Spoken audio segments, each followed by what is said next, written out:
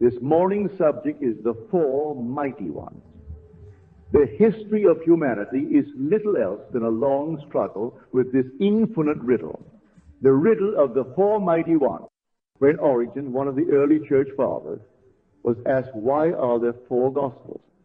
Why not one? He answered and said, because there are four quarters of the heavens, north, south, east, and west, and therefore four quarters of the human soul.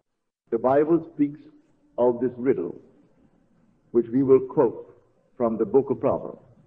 And I will tell you the promises made to the individual and to the nation who can answer or unriddle the riddle. It is veiled throughout from Genesis to the book of Revelations. The four rivers, the four horsemen, the four features around the throne of God, the four men loose and walking in the fire, and the form of the fourth was like the Son of God. And they parted his raiment into four parts. And they parted his raiment into four parts. Throughout, they speak of the four. But man cannot seem to unriddle the riddle. This morning I hope to do it. And if I do it to your satisfaction, so you walk in it, then certain things should happen to you. Now let us see what should happen to us. First, let me quote the riddle. It is from the 30th chapter of the book of Proverbs. Who hath gathered the wind in his fist? Who hath bound the waters in a garment? Who hath established all the ends of the earth? What is his name, and what is his name, and what is his son's name? Canst thou tell? For that is the riddle. Can we tell it? Do we know the name of the one who did it? Do we know the son's name, and you follow it closely? The first is spirit. The second is water. And the third is earth. That is the question asked. The first one is about the wind. Well, the wind in all languages, in all ages, has been used as a synonym for spirit. The breath. He speaks of water second. The mystic knows water in the Bible, and all scriptures symbolize psychological truth, the ideas that men entertain as truth, either true or false. If he accepts it and consents to it, he weaves this into a garment. So he wonders who has actually gathered or bound the waters in a garment. And the third, who has established all the ends of the earth? Who made it fixed? Who could take this liquid state that is only a moving state, that is unseen, and objectify, actually establish a something that is solidly real and make it to others a fact? You know the name. What is his name and what is his son's name? Canst thou tell? Now, let us now turn to the promises. I will set him on high because he hath known my name, which you read in the 9th Psalm, which all of us love to recite. I will set him on high.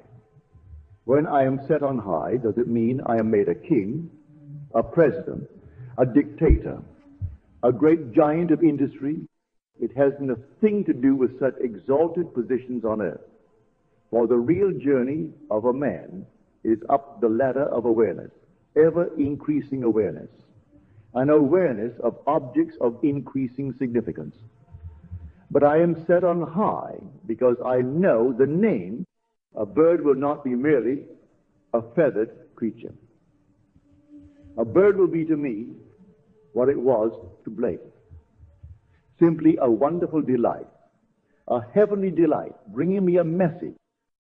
Birds will talk to me, not as you understand language, but their very flight will reveal to me God's intent.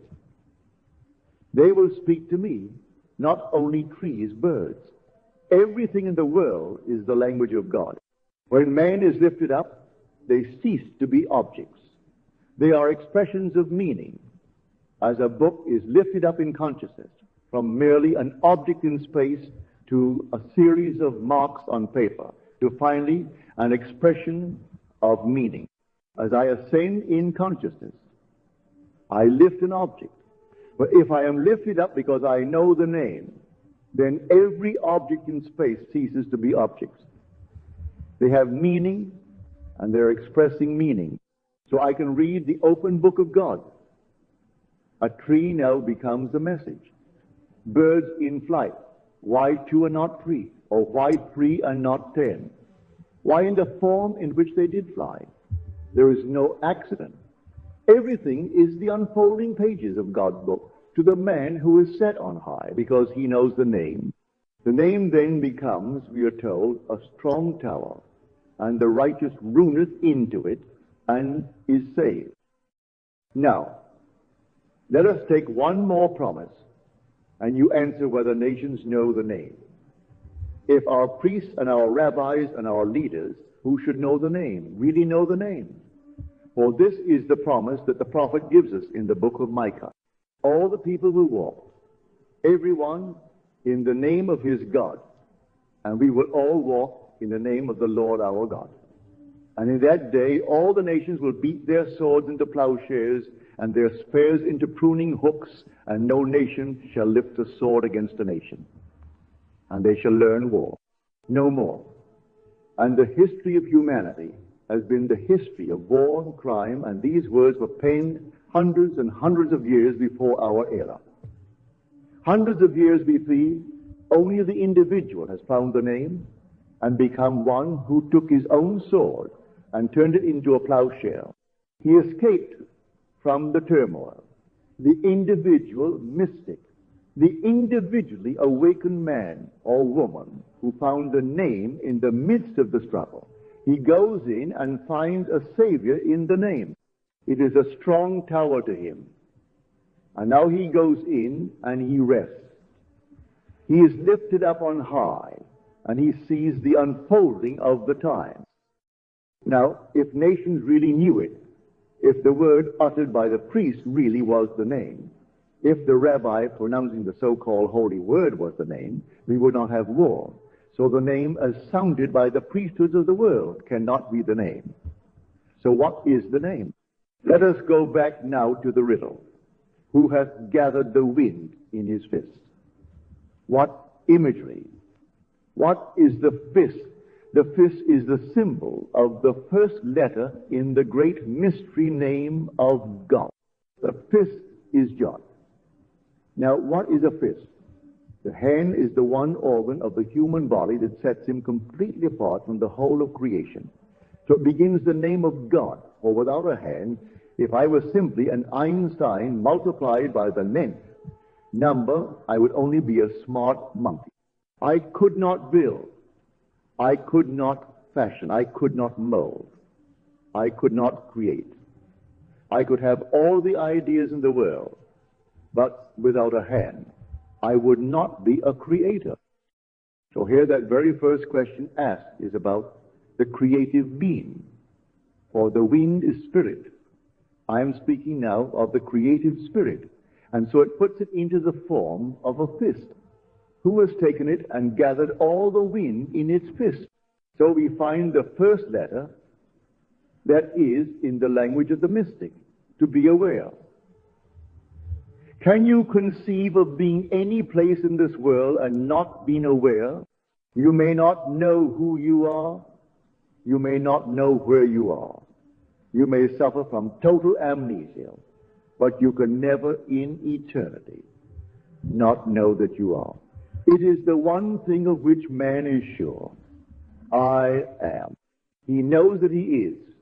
And he doesn't know who he is and where he is and where he is and what he is, but he cannot stop knowing that he is. So that is the very first question asked. That creative spirit which is the Jod, which is simply being aware. The second one now.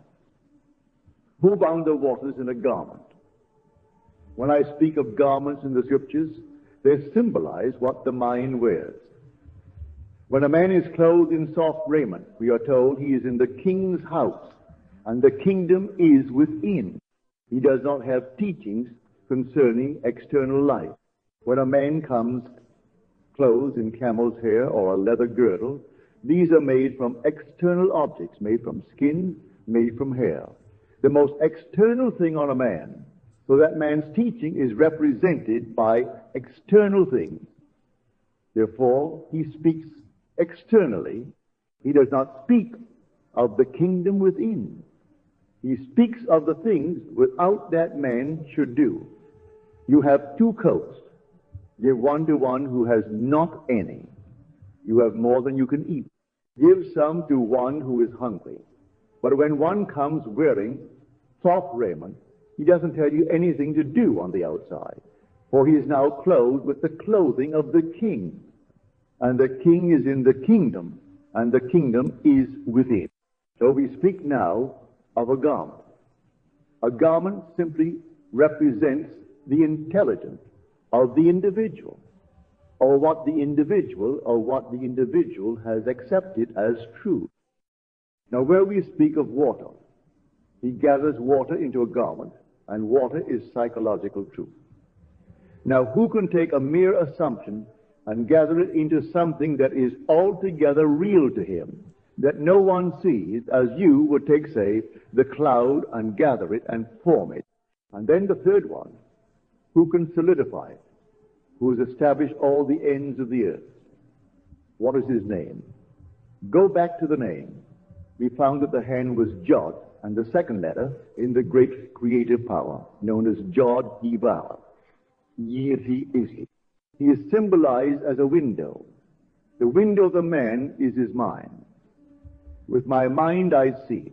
With my imagination I see in fashion, so I will now gather in my imagination what I want to be in this world. So I will gather it without the aid of any external force. When I see clearly in my mind's eye what I would like to be, I have gathered this state into a garment. Now, how to solidify it? What is the third letter in the name? This mystery name. The third letter is Bow, and Bow is symbolized as a nail. A nail binds together. It joins things together. So I can stand here, and first I am aware. Just simply aware. Then I become aware of something, and I become very discriminating, very selective. There are numberless things of which I am aware, but I need not single out one to become identified with it. But I will simply let them all pass through the mind, as it were. Then I will hold upon one. I will arrest one. The kind of man that I would like to be, well, I will fashion that into a garment. The next step is now bringing it into solidity, which is the vow. But how do I apply the name to the point where I can use the vow in my name? I will assume that I am that man. When I walk in the assumption, I am walking in his name. We are told in this state, all will walk in the name of his God. I have found the name, found it within myself as first my awareness, my ability to become aware of something, my ability to become not only aware of it, but to become aware of being it. So I walk as though I am the man that I want to be. So I solidify it. And the last letter only bears witness of the internal imagery. For the last letter is another he. So there are two. He's a name, Jod, and a vow. You cannot sound it. Jehovah is not the name. Roughly translated, it is I am. But you have got to tear it apart and know what you mean by I am. For to say, go and tell them I am. I'm sent you unto them. When I go to Israel and they ask me who sent you, what is your thought?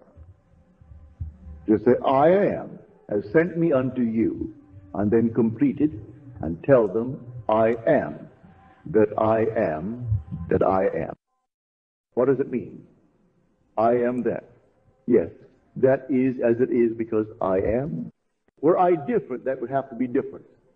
So I am that mirrors the being that I am. For what I see the world to be is a measure of my own level of consciousness.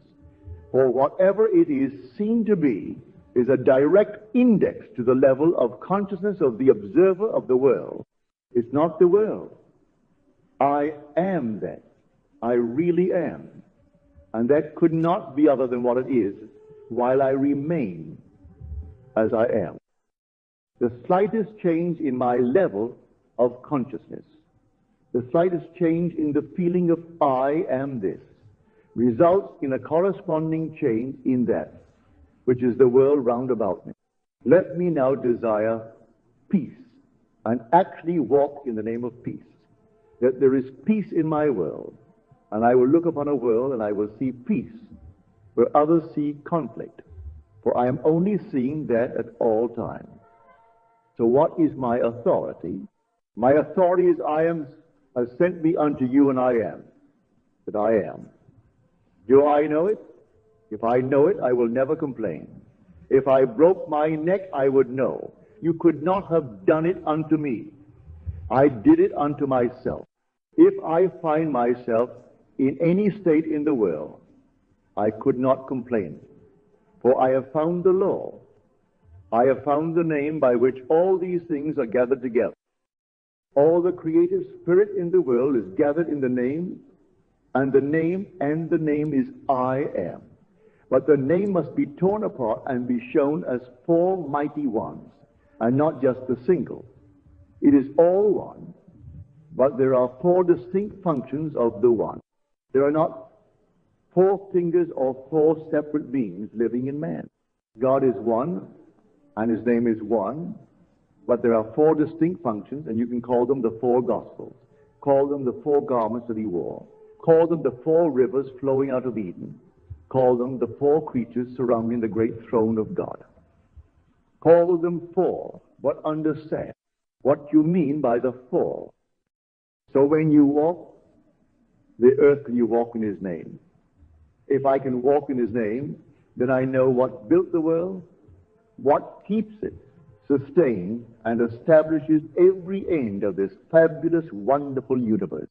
It is the name, and the name is simply I am. It is not Jehovah. It is not Christ Jesus. It isn't the Lord. It's not a thing you utter. It's a thing you keep in the silence of the heart, because you know you are, and you don't have to affirm, I am in order to be. You simply know that you are. And the one sure thing in this world that everyone knows, he knows that he is. But he doesn't know sometimes who he is. He doesn't know sometimes where he is, and sometimes he doesn't know what he is. But at all times he knows that he is. That is the one deep conviction in the heart of every man. So he walks in that, but he has to tear it apart and get understanding of the four mighty ones within him, given to us in a symbolical way in the Job. Those not understanding it within themselves treat it so sacredly, they will even cover the name as they unfold the scroll to read it. Have you ever gone to these wonderful churches and seen them reading a scroll that man himself wrote, or some rabbi wrote that down, yet when he comes to read it, he will cover it, because he must not look upon the name of God. It's a holy name. It's not on paper. It's not on the scroll. He can't even utter it. It's within him as his awareness, his ability to become aware of things, his ability to become aware of being the state of which formerly he was only aware of. And he walks as it, and then he objectifies it. And it becomes that. So I am that I am. So when a world is described from observation, it is always as described, revealing the level of consciousness of the describing being. It is not the world. That changes automatically. If I, in one little way, change within myself. Now today, test it. Test the name. He said, I have kept everything you gave me in your name and mine, and my name are one. We have the same name, so when you spell the Son's name, strangely enough, you start off Jod, Hebal.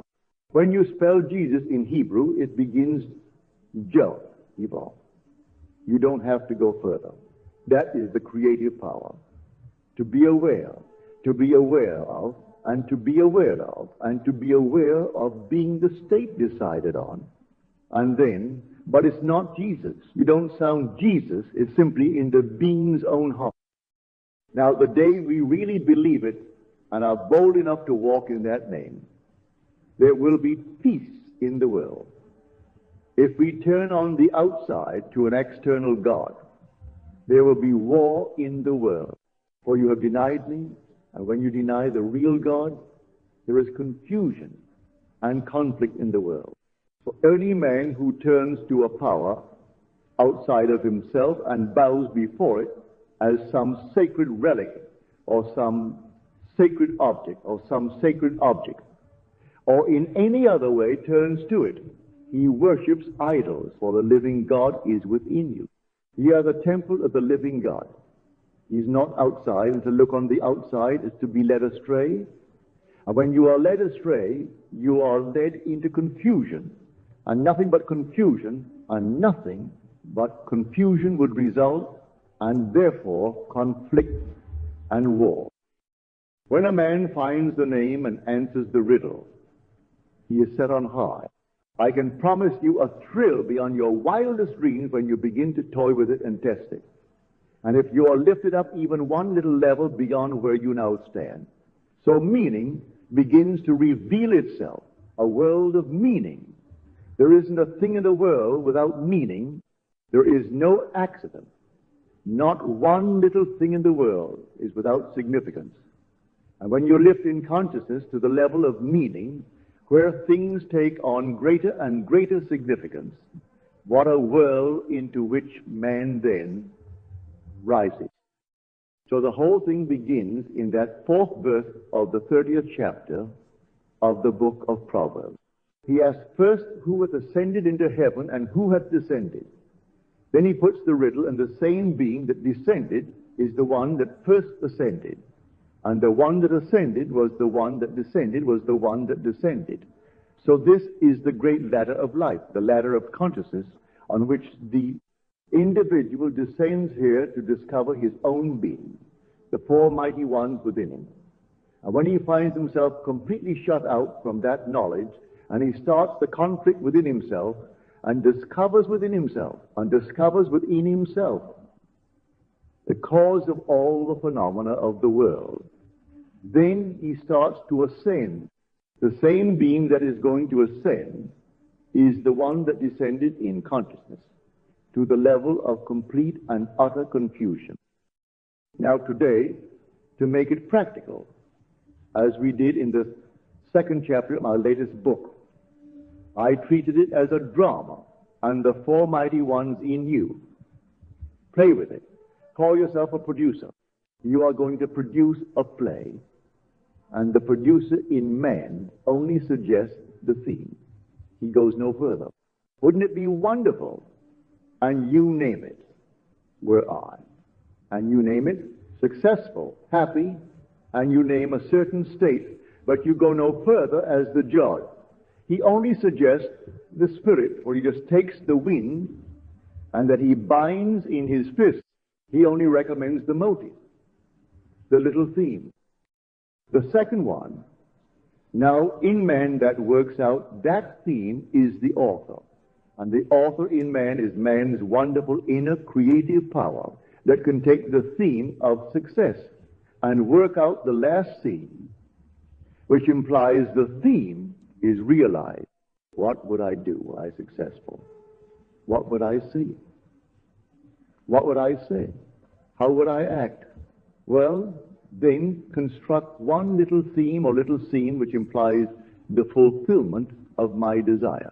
That is now the second mighty one's work. The third mighty one's work in man is the director.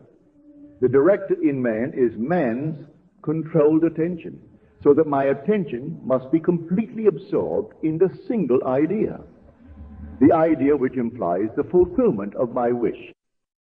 Now, the fourth one is the one whose form is like unto the Son of God. Now, who is the fourth one in man that will now do it? Man's imagination. Man's real being is a splendid imagination. An imagination has form, but man does not understand it, and man doesn't believe it. But the real being is imagination. It can be anything in this world. And so he puts himself through the paces by simply inwardly enacting the drama that he himself has constructed, and whatever it would be that he is constructing, which drama implies the fulfillment of his theme. He inwardly acts it over and over and over and over and over again until it takes on the tones of reality. When inwardly he feels natural in the part that in which he is now CNF, rehearse, the curtain will rise, and he will see it there. He will cast the inner drama on the screen of space, and he will see moving on the screen of space all the characters necessary to complete the play. He doesn't have to consciously direct one of them. They become relevant to his theme. And because they are relevant, they are drawn into the drama without their knowledge, without their consent. Any change in the drama must take place within him and not them. So he never appeals to one on the outside to change. He leaves them just as they are, and he rewrites the play within himself and changes the end. As he changes the end, the whole cast are cast in different roles and have moved back into his world to complete his play. So the four mighty ones in man may be likened to the producer, the author, the director, and the actor, the four most important members in the production of a play. And this is a play. The whole vast world is a play. This is a stage. But this actual movement and the actual drama is not taking place out there. It has been conceived, dramatized, rehearsed, and completely enacted elsewhere. When you see it here, it is as much a screen as when you see a picture on the screen later on today. You cannot appeal to the actors to change. They cannot even hear you. Any change in the script must take place where it first originated. Not here. This is only a screen. So as Blake said, all that you behold, though it appears without, it is within, in your imagination, of which this world of mortality is but a shadow. So when you find the four mighty ones, you have found the name. And when you find the name, you will be set on high. You will run into it like a strong tower and be saved, and there will be peace in your world. If a nation finds it, there will be complete peace in the world. If the individual finds it, it is peace in his world. Though the whole vast world rages, in his world there shall be peace. Not a thing will touch him, for he has found the name. And the purpose of this whole vast journey is to find the name and the Son's name. If I find the Father's name, his name is just like mine. So I have found my name. And the name ceases then to be Neville. It ceases to be John, to be Mary, but you never utter it. It is your sacred trust. You tell it to no one. You keep everything in the name, but you don't tell it. In other words, you will call yourself by some other tag, but the real name is covered from sight because you yourself cover it. You walk in the name. Now you can try it and see if I have told you the truth this morning. See if you cannot conceive of things today and identify yourself with it. Remain faithful to that association and see if that association will not result in a corresponding state in the outer world. Boldly assume that you are the one that you want to be. Remain faithful to the assumption and see if it will not establish itself and become hardened into fact. And you will know then the one who really establishes all the ends of the earth. For your earth will be anchored down and bearing witness of the man, the woman, that you have conceived yourself to be. Then you'll be free of the greatest tyranny in the world. And the greatest tyranny in the world is the belief in the secondary cause. There is no second cause. There is only first cause. And the cause of everything is the name. But when you don't know it, well then you blame another. And I cannot conceive of a greater tyranny than the belief in a second cause. There is only one God expressing himself as four mighty ones within the individual. So think now of your personality as something that is informed by this mighty selfhood, but informed by it in respect to its level of consciousness in varying degrees. On one level, I am informed as to the language of birds. On another level, the language of trees. And on another level, the language of the motion of clouds. Every little formed cloud is telling me something. Every little ripple is telling me something. On a certain level, the language is revealed. On a lower level, it is simply an object moving in space. Lift up the object only, any object, and it takes on increasing significance. And what a thrill when man so lifts himself that everything is talking and telling him of the kingdom within him, of the king himself, that not one little thing is by accident. That the bird that seemingly is wild and simply lit its yard just for a moment on its way south or north did not by accident life. It brought a message, and every little thing in the world is telling you something when you rise in consciousness. And you rise in consciousness the day you find the name and walk in it, for I will set him on high because he has found my name. He knows my name. The only reason for the lifting up was the knowledge of the name. So you take this morning's drama, enact it within yourself, and see if you yourself cannot prove to your own satisfaction you have found the name by changes in consciousness. Not only here, but your dreams will change, your visions will change. Everything will change. Everything will change. Everything changed, and the success, or rather the change or the cause of all change is you. No other cause. If you change, everything will change. And now my time is up. Well, my first proposition is this one. The individual state of consciousness determines the conditions and the circumstances of his life. The second proposition is that man can select the state of consciousness with which he desires to be identified. And the third follows naturally. Therefore, man can be what he wants to be. If the first proposition is true, that the individual state of consciousness is the sole cause of the phenomena of his life, then the normal, natural question that is asked, why doesn't he change it to a more desirable state if he could change it? Well, that is not as easy as it appears.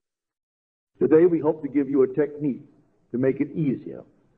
But man finds it very hard to leave the things to which he has grown accustomed. We are all grown stuck in the habitual. It may seem strange, but a very sordid cartoon appeared years ago. That is during the last war. You might have seen it. It came out in the New Yorker, and it was won by George Price.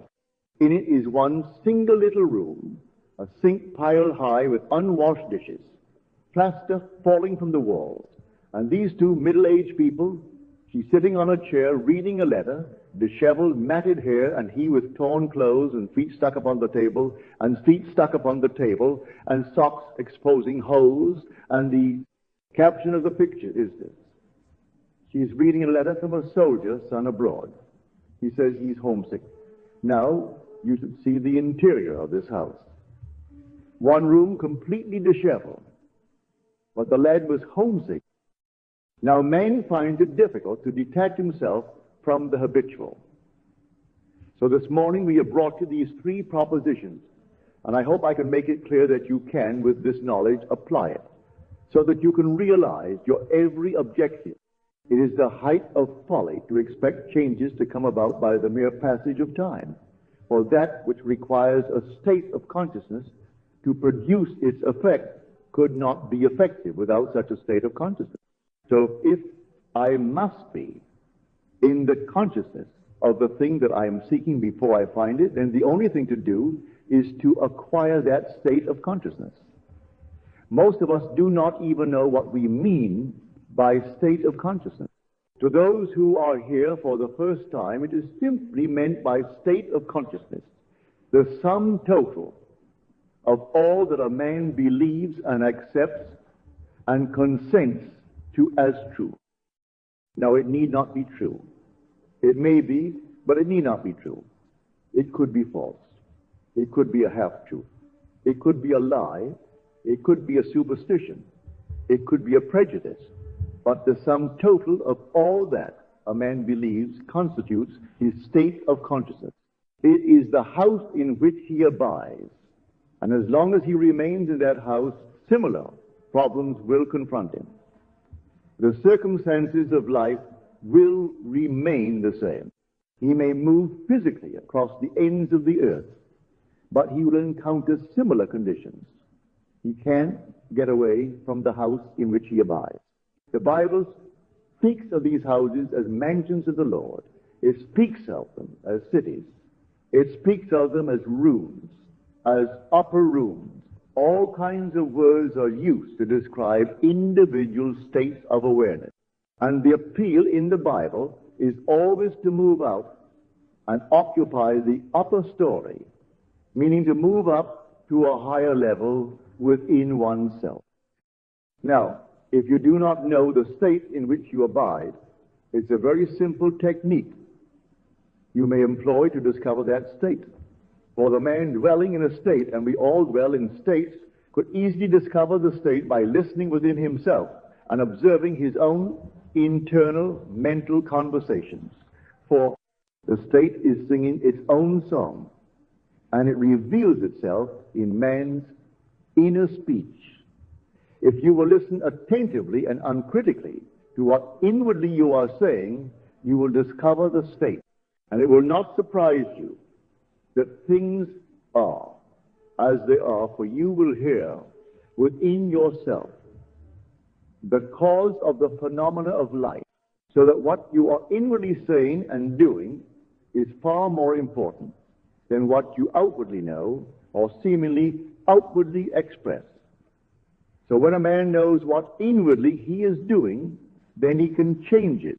If you have never uncritically observed your reactions to life, if you are totally unaware of your subjective behavior, then you are unaware of the cause of the things in your world.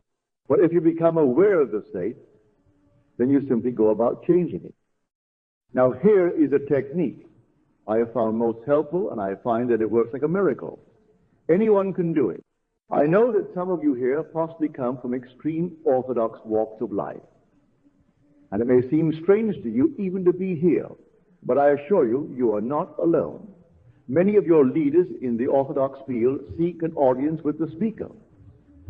Many a rabbi has been in my home, many a priest, and many a Protestant leader, many of them.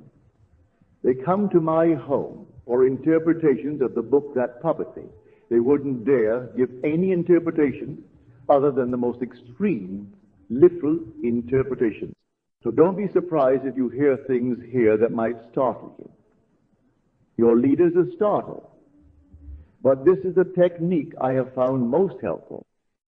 First of all, man stands forever in the presence of an infinite and eternal energy, from which energy all things proceed, but it follows definite patterns. It just doesn't move out of man and crystallize in things in some strange, haphazard manner. It follows a definite track, and the track it follows is laid down by the man himself in his own internal conversation. So though man is called upon to change his thinking that he may change his world, for we are told be transformed by the renewal of your mind. Man can't change his thinking unless he changes his ideas, for he thinks from his ideas. So if I would change and become transformed, I must lay new tracks. And the tracks I lay are always laid down in my own internal conversation. So what am I saying now when seemingly I am alone? I can sit in that chair or stand here or walk the streets and I can't stop talking. Man does not realize that he is talking because he is never still enough to listen to the voice speaking within himself. But inwardly, he is whispering what outwardly is taking place as conditions and circumstances. Most of the things he whispers are negative in justifying his behavior. There is no need to justify. He is excusing delay or excusing failure, or he is arguing, or he is judging harshly, or he is condemning. Many of us have secret affection for hurts. We don't want to be liked by certain people. We just wouldn't like it. We just don't want certain things to take place in our world, even though they may bring a greater comfort and a greater satisfaction. Man has a peculiar, strange feeling, a little affection for the feeling of being unwanted or the feeling of being hurt, and he likes to talk about it. Well, try to pull that man out of that habitual state. It would be just as difficult as to keep that soldier boy away from that sordid room. He goes back into the sordid rooms within himself. You don't see dishes unwashed within yourself. But if you could only see the internal psychological state in which most of us abide, we would see a room far dirtier than the one that George Price illustrated in the New Yorker magazine. They're all unwashed plates within us. On the outside, we wash them, but we are told in the Bible, we leave the inside unwashed and we become whited sepulchres. Now, if I sincerely desire to change my world, there is no one in my world I need change but myself. So that I don't need to change you as an individual, but I do need to change my attitude towards you. If you dislike me, or if I think you dislike me, or if your behavior offends me, the cause of my offense is not in you and your behavior, but I must look for that cause within myself. Now, if I seriously and I am honest about my search, I will find it, and I will find that inwardly. When I think of you, it is never a pleasant conversation that I carry on with you. So let me sit down now and bring you before my mind's eye. And as I bring you before the mind's eye, let me imagine a conversation which would imply a radical change in my world. Let me bring you up and change my attitude toward you by laying new tracks relative to you. These tracks will then become the tracks across which this eternal energy will pour. An energy which is only thinking. Moving across the tracks laid down in my own inner conversations will result in changes in my outer world. Now, if I repeat the conversations and do it more often, then it becomes a habit. And I will find that when I'm about my Father's business in the outer world, I am inwardly, through habit, carrying on these changed and lovelier conversations. Now, a transformation of consciousness will definitely result in a change of environment and conditions. But I mean transformation of consciousness. I do not mean a slight alteration of consciousness, like a change of mood. It is nice to change a mood from some unlovely to a lovely, but I want the transformation. And by transformation, I mean that when one state into which I have moved, and moved so often that it becomes a habit, and that state grows stable, so that it expels from my consciousness all of its rivals, then that central habitual state defines my character and really constitutes my new world. It spells out a transformation, but if I only do it a little bit and return to my former state, then I might have had a temporary lift, but I will not notice radical changes in my outer world. I will notice these changes in my outer world if, inwardly, I have truly changed. Then, without effort on my part, I will find the outer world changing to correspond to the changes that took place within me. So you bear it in mind. I can't stress it too often. I can't give it too great importance. This wonderful thing called man's ability to talk within himself and without the aid of anyone in the world. Sitting alone at home, you can construct a sentence which would imply the fulfillment of the ideal. You can construct a sentence which would imply that a friend I bless, that she has realized her objective, that the thing you know she wants, she has. So what would she say to you had she realized it? Well, you listen attentively as though you heard, and you will really hear. If you are still enough, you will hear as coming from without what really you are whispering from within yourself. Man is this wonderful temple in which all the work takes place, and the outer world is only a projection of the work done within himself. This called present man, unfortunately, is asleep. It is told us so beautifully in the Bible that Adam slept in the 2nd chapter of Genesis. He was placed into a profound sleep from which he has not been awakened. There is no reference in the Bible where Adam was ever awakened from his sleep.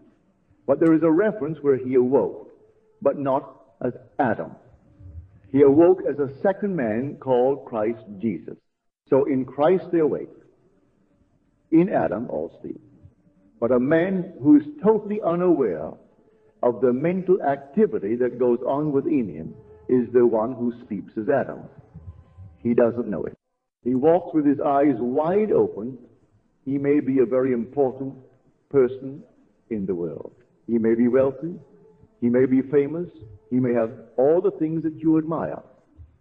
But if he is totally unaware of that mental activity, which is the cause of the phenomena of his life, that man is sound asleep.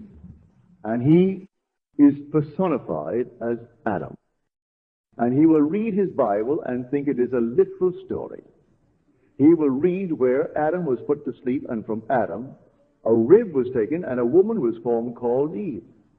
But when a man begins to awake, he realizes that this symbolical Eve of the Bible is only his own emanation, now called by the name of nature. And nature is his slave and must fashion life about him as he fashions it within himself. But if he is asleep, he fashions it in confusion. But he fashions it anyway. For he uses the very technique that his father used to build a world. He uses speech. He uses inner talking, and that's how this whole vast world was brought into being. So he uses the same technique. He has speech and he has mind. But in the state of sleep, he brings about strange conditions. And he doesn't know he's the cause of the strange conditions round about him. As he begins to awake, then he awakes only as one being. He awakes as Christ Jesus, and the being called Christ. Jesus, personified in our Gospels, is simply the awakened, loving imagination. Imaginative love, where only love guides. It is incapable of hearing anything but the lovely. When that being begins to awake, he doesn't see things in pure objectivity. He sees everything subjectively related to himself. He is incapable of meeting a stranger. He may meet one for the first time, but he knows it is not really a stranger, that the man had no power to come into his world save he from within himself, drew him. No man comes unto save I call him. No man takes away my life. I lay it down myself. You didn't choose me. I have chosen you. Though you seemingly come now for the first moment in my life, you still didn't choose me. I have chosen you. I see then every being subjectively related to myself. So in that state, you become incapable of hurt. You overcome all the violence that formerly you've expressed in the world when you were asleep. There is no condemnation to the sleeping man. He is dreaming confusion because he doesn't know who he is. But he begins to awake by such techniques as given you this morning. If you take this technique and you try it consciously, for here I am appealing not to the passive mind that passively surrenders to appearances. I am appealing to the Christ in you, which is the active, conscious use of your lovely imagination. So when you sit down and you predetermine what you want to hear, and you listen until you hear it, and you refuse to hear anything other than that, then you are using the one power in the world that awakens a man, and you are using your lovely imagination, which is Christ in you, the hope of glory. Here is a lady this past week. He has heard the story of revision. Her husband calls her, and it's a big deal. It runs into a fortune. He had sent off 600 feet of film to Acme, and they've returned the film. Only the first 300 were good. The second 3 were duds, as they call it. Not a thing was on it. A complete blank. Yet they were up against time. That 600 feet of film had to be on a plane headed for Chicago in the immediate present. less than 12 hours away. It had to be there. That was the contract. And 300 feet of film taken. No sound appeared, with the whole thing a blank. He sat down when her husband called her, desperately called her. He sat on the bed just where she had received the call, put the receiver up, and sat in the silence until she heard within herself that phone ringing, and across that wire the same voice, but now not an anxious voice, but a tender, loving voice, which was her husband, explaining that the whole thing had been resolved. They had found what seemingly they had lost forever. He sat in the silence for 1 hour and 10 minutes, and there she listened, and she listened until her whole body became still in hearing only what she wanted to hear. And an hour and 10 minutes later, while still in the silence, the phone rang. It's her husband calling to say that Acme just called him to explain and excuse themselves. It was their mistake. They had found the missing 300 feet of film. And there was not a dud. It wasn't a blank. The whole thing was perfect. Now, the average person, not knowing this law of revision, or even those knowing it, would have accepted as final the evidence of sense and receiving news that seemed so factual. They would have gone into a stew, bawled out Acme, and pulled all kinds of wires to correct it. But she heard and she acted upon it. And that's what I mean when I tell you that a little knowledge, if you carry it out in action, will be far more profitable than much knowledge which you neglect to carry out in action. Now, many of you present, and this is no judgment, you have the same knowledge that this lady has. She's been coming here recently, but she heard she attended all the meetings at the Ebell, and she's been here. Undoubtedly, she's here this morning. But at least she came the first 2 Sundays, and she hasn't missed one at the Ebell. And having heard the art of revision, she acted upon it. Others heard the art of revision. Have you acted upon it? Did you last night allow the sun to descend upon your wrath? Did you sleep last night with any trouble, any vexation unresolved? Or did you last night truly go to bed having resolved every vexation and trouble of the day? All the little problems, each one must be resolved. You rewrite the play. If you didn't rewrite yesterday's events and make them conform to the ideal you wish you had experienced, then you heard, but you aren't a doer. And so you are told in the Bible, would that ye be doers of the word and not mere hearers only?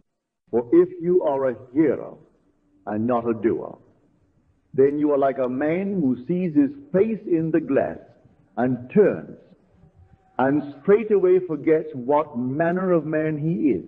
But if you are a doer and not a forgetful hearer, then you shall be blessed with the deed. For you will look into the law of liberty, and you will liberate yourself, and liberating yourself, you shall be liberating yourself. You shall be blessed with the deed. For those of you who are Bible students, I want to check it. Read the book of James. You will find that story in the first chapter of the Epistle of James, where he looks in and liberates himself. Well, she liberated herself by listening until she heard exactly what she wanted to hear.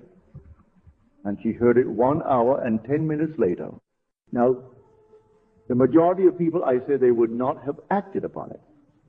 Through habit, they would have gone into a stew. They would have fumed and fretted, and that very day had he brought home the negative news that undoubtedly he would have. They both would have slept, allowing the sun to descend upon their wrath. But now you know that there's not a thing on the outside to change. That first proposition is true, that the man's state of consciousness, which simply means all that he accepts, all that he believes, all that he consents to, that and that alone is the cause of the phenomena of his life. Man can change his state of consciousness, and therefore man can determine the conditions of his life. But the passage of time will not in itself do anything. Time is only a facility for changes in experience, but it cannot produce the change. It is simply that which allows changes to take place, but it can't produce them. Space gives us the facility for experience and time for changes in experience. But of themselves, they do nothing. We must operate the power. And so the individual, if he doesn't become the operator, then he will wait in vain. So no one here this morning, in fact, no one coming here through the year, should ever allow himself to blame another, ever allow himself to justify failure. For he is only betraying his own lack of the use of this law. Anyone that you listen to who is complaining of a third party, he has no idea how he is betraying himself. He is telling you of his own unwashed dishes within himself. But he doesn't know it. He thinks it is in the one that he is now judging. But as he talks to you, listen attentively and see what must be washed within him. And you aid him. In your own mind's eye, rewrite that script that you heard. And when you leave him, just imagine you heard a more lovely conversation than the one you did hear. Just rewrite it for him and in some strange way lift him up within you. For that's your task. It's my task. We aren't here to condemn. We are here to redeem. Having awakened, we have found Christ in us as our own imagination, and so our duty. As it is said, Christ's duty is to do the will of him that sent me, and the will of him that sent me. And that of all that he has given me, I should lose nothing. But I shall raise it up again, and I raise it up by encountering someone and then finding him down. I raise him up within myself. I simply hear what I want to hear from him. Now, my voice you are hearing this morning, you could take the tone. Listen attentively, and you will hear this tone within you. When you hear the tone within you, then put upon that tone the word that you want to hear, and having put it upon it, listen and do not move until you hear this tone. Conveying these words, but make them noble. Don't take that tone and put upon it any word outside of the word which would imply a dignified, noble state, because you are not hurting anyone but self. If you take someone and you put words upon that tone or that voice, and the words do not imply a noble spirit, then you are only allowing that being to be down within you. You are not really performing your duty. So here this morning, believe these propositions, and then having believed them, do something about it. Go out and take what we have told you concerning inner speech. It is truly the greatest of the arts. You listen and only hear what you want to hear. You take your imaginary hand and put it into the hand of a friend, the imaginary hand of a friend, and there you congratulate him on his good fortune. If you want one to congratulate you, you allow yourself to be congratulated. You don't bend the head, you hold it high and accept the congratulation. And when you congratulate him, imagine that he is fully conscious of the good that is already his, and he accepts that congratulation and makes the contact real. That is truly entering the kingdom of heaven. For you enter the kingdom, and the kingdom is within you. It's not without. And you always enter the kingdom by a loving, knowing communion. You can enter the kingdom at every moment of time. Ride the streetcar, ride the buses, and with all the talking and gossiping, you can enter the kingdom and bless a friend by just imagining the friend is with you, and you are putting your hand into his and congratulating him on the good news you've heard concerning him, and listen as though he answered in kind. And in that moment, you have actually blessed him. He may be 1,000 miles away, but from that moment on, things begin to stir within his world, for you have brought about a change within the structure of his mind. And every modification of the structure of a man's mind must result in corresponding outer changes. So you bring about these lovely changes within you. Look at the testimonial, one you heard this morning. Here's a pile of letters, and this is really a tight pile. It is one of the biggest piles, I think, that you've received here. And this week's mail, I can't begin to tell you what a thrill it is to receive, one after the other, not begging for help anymore, but giving praise and thanks for the principle that brought the help into their world. I can't tell you how many in the last 2 weeks have received an increase in income, increase of position, a better state of health. Things happened because they did something about it. They were not just warming a seat here on Sunday morning and waiting for things to happen by association. They produced the thing by producing it first within themselves. So here this appeals to men who are big enough to stand on their own feet, men who want spiritual meat and who have outgrown the milk given to sleeping men.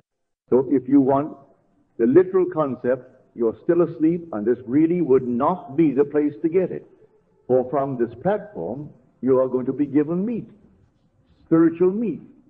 For you must go out and do something about it. If you have the greatest knowledge in the world concerning foods, and you didn't eat, you would die of starvation. And so it's not the knowledge of it. It's the application of it that counts. Now this coming week we start tomorrow.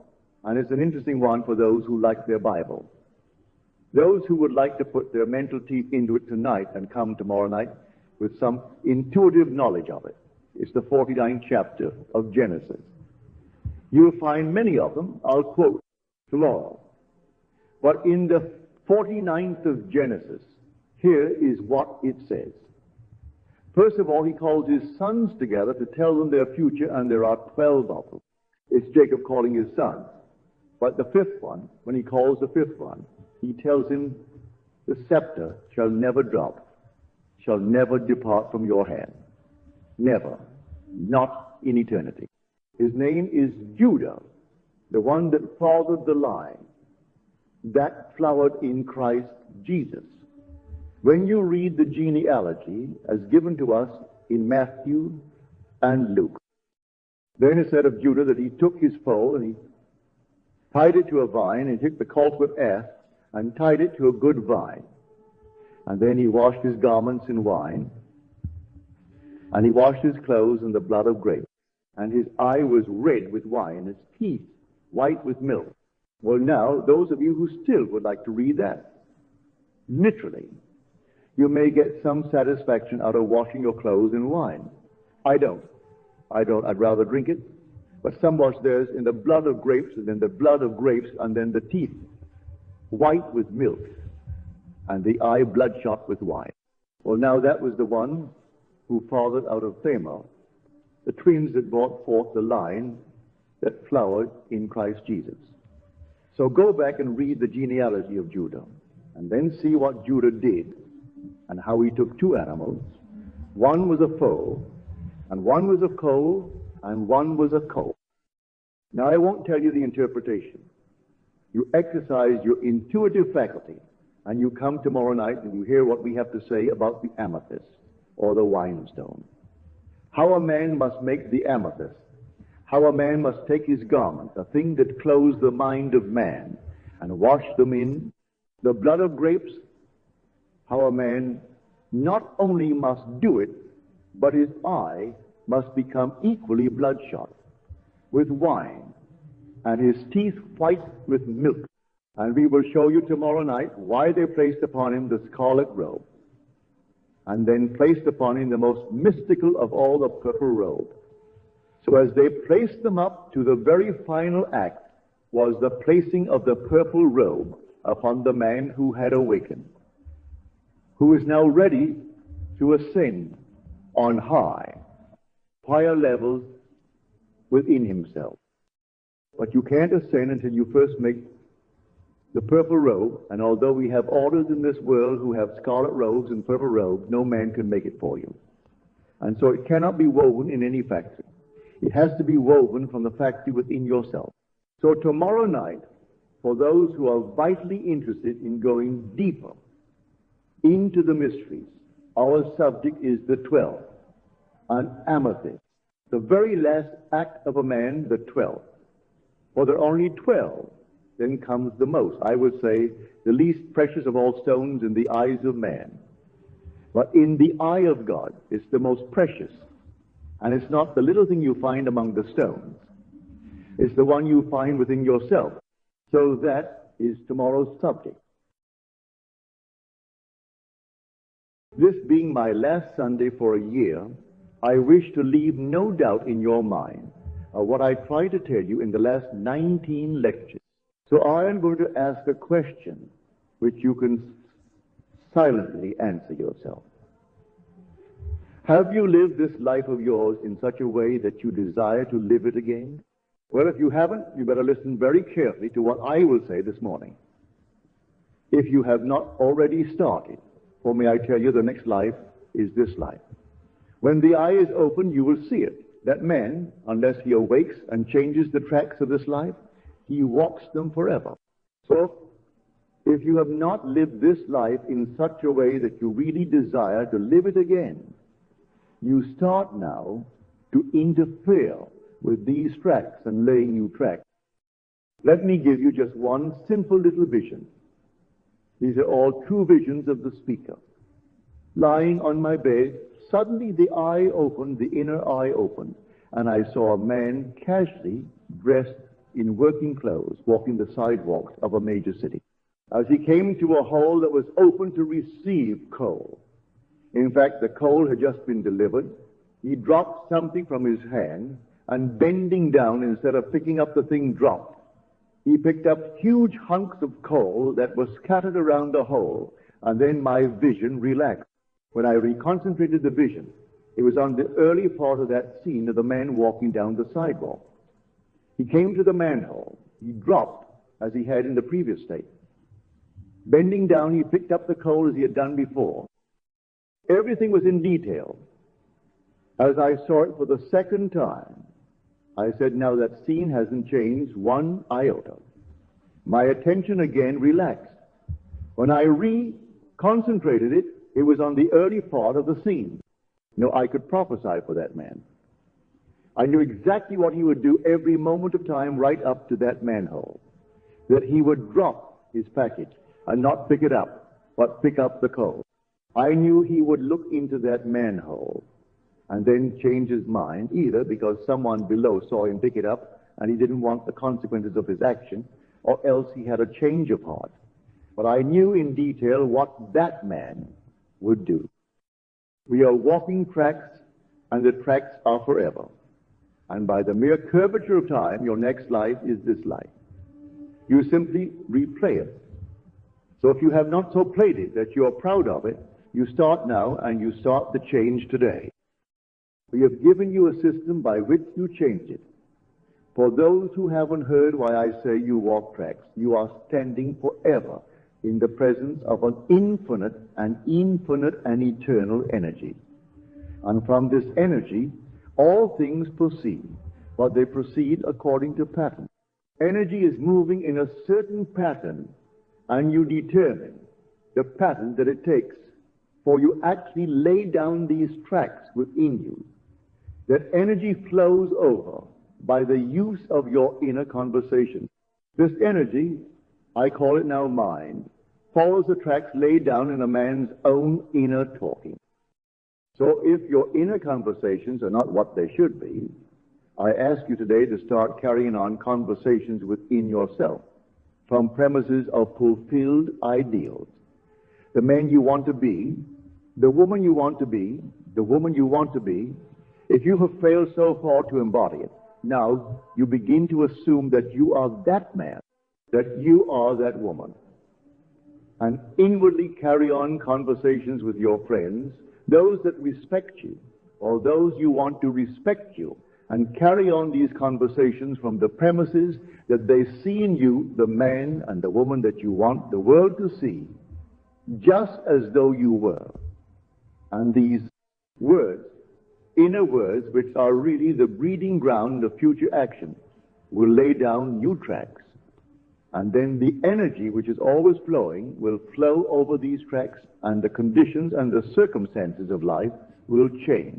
If you do not lay new tracks, I will prophesy for you. You will find yourself repeating it, but you will not know you've done it before. If I could only take you now into the inner vision with me and show you this room rising, everything rising in detail like a three-dimensional curtain ascending, but everything is moving up, and yet it remains.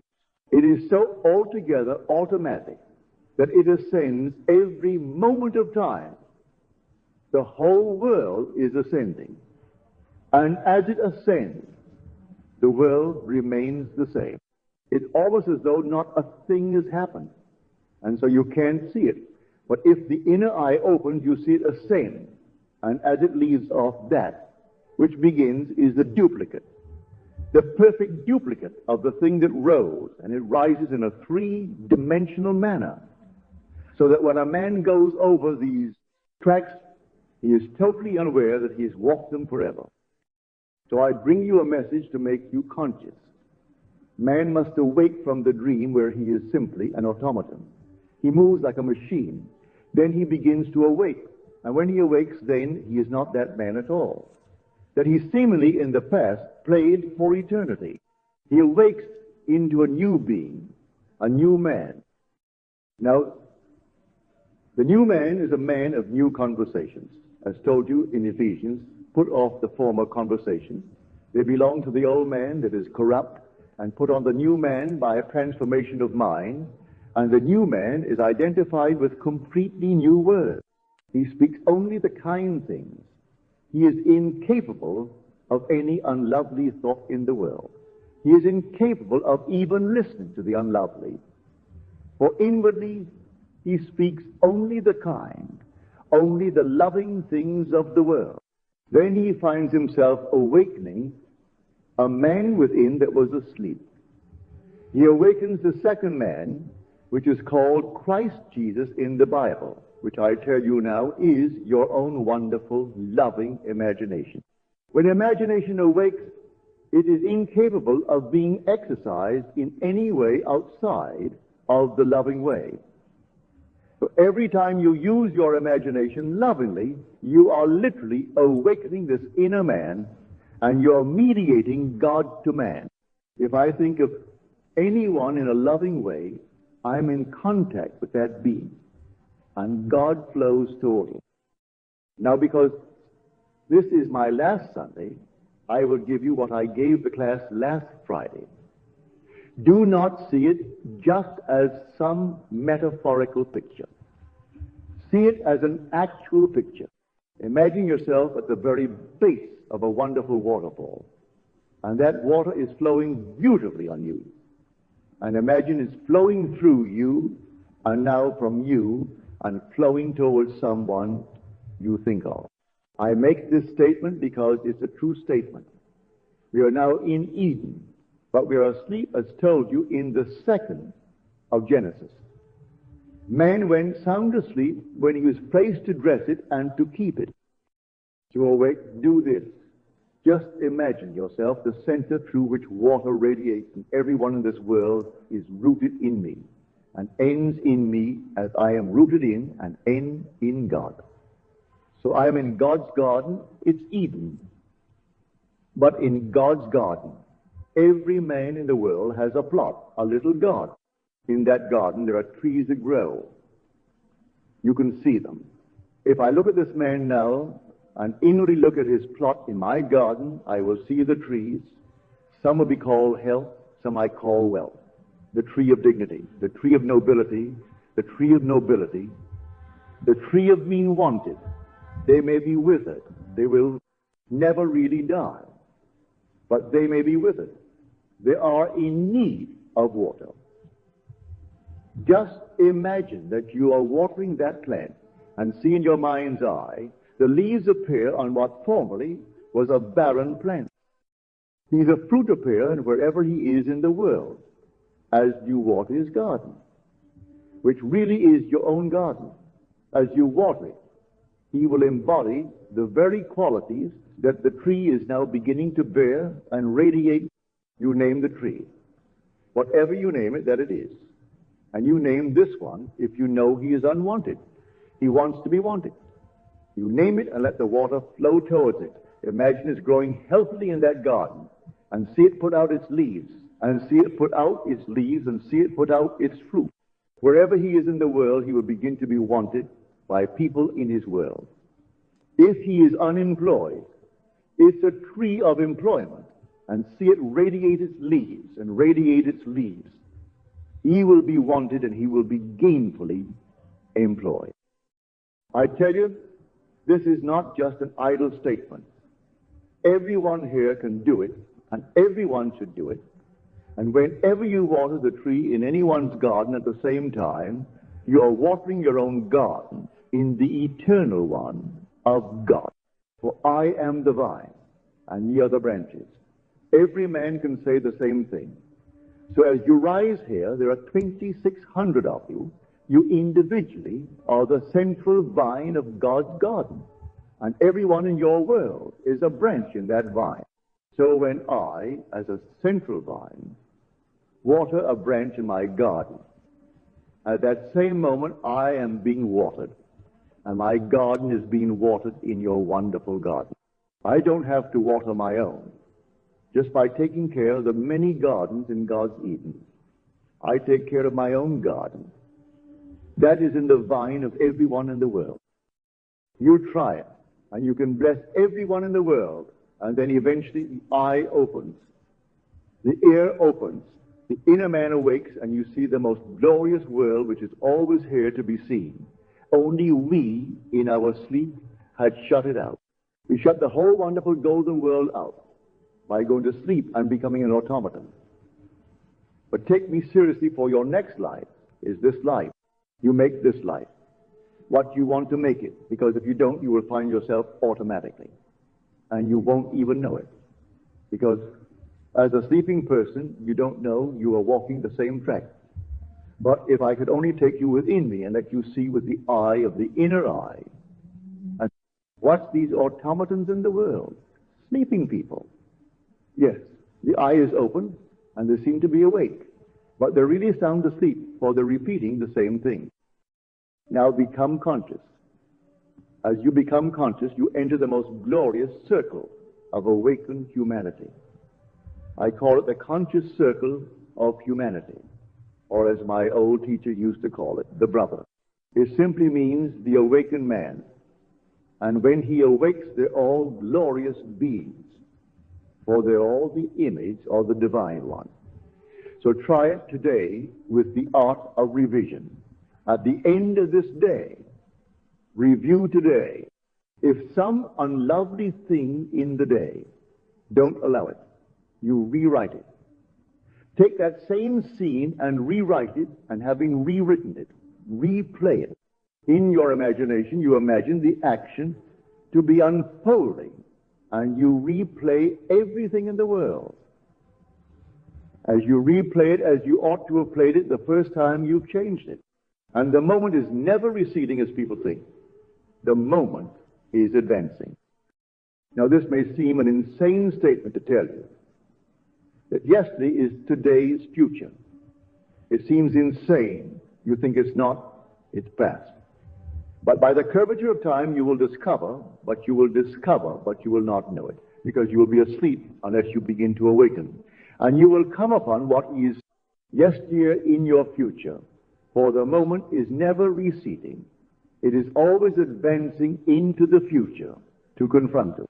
And so if you don't change it, you will simply find yourself repeating over and over what, luckily, in God's infinite mercy, that sleep shuts out the memory of it.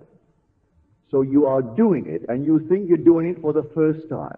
But I ask you to awake, for the purpose of this platform is to awaken everyone who comes here, that we may all enter this brotherhood of awakened humanity. Now we are told there were two gifts given to man at birth. It doesn't mean this little birth when I left my mother's womb. But when I left the womb of my father, that is the grand womb, the womb of creation. When before the world was, he created me and made me perfect and set me in this world for a purpose, educative purpose. But he gave me two gifts. He gave me his own mind, and he gave me the gift of speech, the very thing he used to create a world. So he spoke the world into being, and then gave me the gift by which he spoke the world into being. So he gave me mind and speech. If I use the gift wisely and do it rightly, I will be led into the realization, into the fulfillment of my every desire. Not one is beyond my ability to realize if I continually use it wisely. When I quit the body, as the world calls a man dead, when I leave this into another dimension by the wise use of the same two gifts, I will be brought into the company of the blessed. If I awake, if I don't use it wisely, I continue my circle of sleep. If I use it wisely, I will break the circle of recurrence and rise beyond it into eternity. If I don't, I continue on the curved line of time and repeat it over and over and over until someday I awake. For I am destined to be conformed to the image of his Son. So I have no doubt that everyone will awake, but why not start the awakening process now? And you start it by practicing the art of revision. You try it. Don't treat it idly. I ask you and I beg you to read and read over and over again the chapter, the pruning shears of revision, and take it day after day, and never let the sun descend upon your wrath, any vexation or any problem of the day. Resolve it before you sleep and carry that resolved picture into sleep, and you will find the inner man awakening. But you try it with your friends, and that you are the grand waterfall. The Bible speaks of water. The mystic knows it does not mean water. It means truth. And so when I see anyone in my mind's eye and see him free, I am giving him the only truth that will set him free. So if I water his plant, imagine the water is really going to it, and I see the leaves begin to appear, and that man becoming free. He becomes healthy. He becomes healthy. He becomes loved. He becomes loved. Then those trees are growing beautifully in my garden. And so as I do that, not only will he benefit from my watering his plant, but I will benefit. I will begin to awaken. So I ask everyone here to really try it. Now I know today the title was The Coin of Heaven. But this being the last day, I thought I would simply give a sort of quick summary of what I have tried to tell you. For the purpose behind the 19 lectures was to stimulate you to interfere with your time track, that you may do something about it, for the passage of time cannot change it. If you wait thinking there is going to be some change beyond the grave, I tell you, you will wait in vain. There is no transforming power beyond the grave. All transforming power is in man now to interfere with his time track. And you interfere with it by simply changing one moment in the course of a day, not accepting it as final, no matter how factual the day. You know you did have that experience. Don't allow the day to descend upon it and say, well, I did have it. Go back to that moment in time. Rewrite it, replay it in the revised version, and do it over and over in your imagination until that takes on the tones of reality. As it takes on the tones of reality, you have changed your future. Take another incident and change it, and keep on changing all the little episodes, all the little experiences, and make them conform to a more idealistic experience, and relive it. If anyone is here for the first time, you might think, well, that's fooling yourself, but you try it. Try it and see if the inner man will not awaken. And when he awakens, you will see a world that is automatic. You will see a world that's a machine, and the whole vast world playing their parts that they've played forever, and will continue to play on the curvature of time forever until he snaps out of it and rises from the dead, as you are told, awake, you that sleep and rise from the dead. The state called sleep now is likened unto death, where the son has died. So we are told the second son, the prodigal, that when he returned from that cycle and he was met, the father said, he that was lost is found, and he that was dead is alive again. So this state of lostness is likened unto death. And the only purpose now is to ride, not to amass a fortune, although you are entitled to it, not to become famous, although you are entitled to it, but simply to awake from the state of sleep. And I know of no other way to awaken a man unless I can show him how mechanical he is. And if you will take and practice seriously the art of revision, the eye will open, and you will have the experiences the speaker spoke of. You too, lying on your bed, will find the eye peering into a city that may be 2,000 miles away, and there you will see more clearly than I see you now. And you will watch the tracks of a man, and then disinterest in all of a sudden. And then disinterest, and all of a sudden you decide to once more to be interested, and you don't have a memory. Image of the man. You see the whole thing all over again. You see the man walk the same sidewalk. He does everything he did a moment before. Then take it back again. That track is laid forever, and he will walk it forever until he awakes. So I ask everyone here to take me seriously. If this seems a bit too mystical for you, I don't apologize. It's the only thing I can give you, for as I begin to awake, I've got to give you the food on which then my Father feeds me. He feeds me on new ideas. He changes my values. He changes all my meanings in the world. I don't have the same meaning I had last year. I don't have the same values I had last year. For the motives I had last year might have been along a different line. But then all of a sudden things change, and you can't place value where formerly you placed it. You can't place it on wealth. You can't place it on names. You can't place it on recognition. All your values change, and then you begin to inwardly see a new wonderful world. So I tell you, this garden of which I speak is a true garden. This you call the world. Don't believe for one moment you are in exile.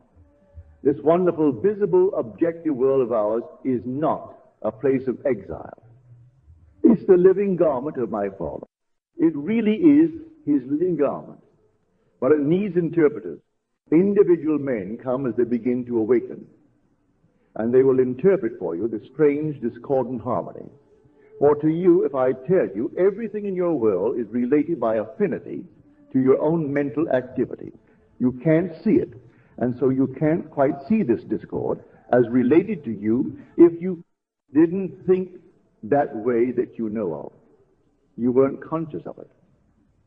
If you were conscious of the activity within, you would see everything related to yourself, your own being. What you do not now see, you will still know it is still related. So interpreters come because the interpreter, as he begins to awaken, he knows this wonderful world has a voice for him that speaks of things behind the veil of your own mind. For behind your face right now, there's an activity of your own imagination. And that activity, could you see it? You would see it projected as the conditions and circumstances of your life. Not one thing is out of order. Change the activity, and you change the world in which you live. And you change that activity by the changing of your inner speech. For speech mirrors your mind, and your mind mirrors God. If you don't change the speech, you haven't changed the activity. And if you don't change the activity, you can't change the conditions of life, for they only come bearing witness of this inner action of your mind. So you want to change. I hope you do. But if you can now reflect upon your life, be it 10 years or be it 60 years, and you can't say within yourself, I would want to live this again if I had the freedom of choice, then you better start right now changing it, because I make you a prophecy. I make you a promise. Your next life is this life. So if you cannot now, in reflection, say, I desire to live it again, then start today to lay down new tracks. Because if you don't, you're going to live it again. And living it again, you won't even know you are living it again. It is so altogether automatic. It's so effortless as you walk the tracks. Or you stand in the presence of energy and you can't stop walking. You've laid them and you will walk them, and the curvature of time will bring you back and back and back forever and forever until you break it, and you break it, and you begin to awaken. And when you awaken, you enter a circle of awakened humanity.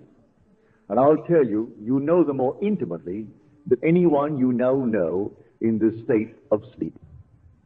There is not a person on earth that you know as intimately as those who have awakened. When you awake, when you go into their presence and you mingle with them, you become one. You do not lose your identity. In fact, you tend ever toward greater and greater individualization. You never become absorbed and lose your identity. But as you awaken to the being that you always were. But you had forgotten it and went sound asleep. There is a beauty in the inner man that the outer has never touched, never scarred. And so as you awaken, and they will be there to meet you, because they are waiting eagerly for the breaking of the circle of recolor. So you try it. We have told you many things this year, many things that seem too mystical. But I warned you, when I took it 4 Sundays ago, this year I would give you the end of a golden string. And I called upon you to roll it into a ball. And if you did, it would lead you in at heaven's gate, built in, Jerusalem's wall.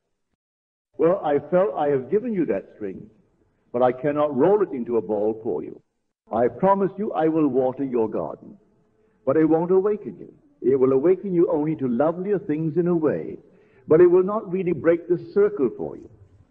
So I offer you now this day again the end of the golden string, but I call upon you to wind it and roll it into a ball by the daily application of the principle of revision, by daily watching your inner actions and see if they correspond to the actions you desire to perform in the outer world.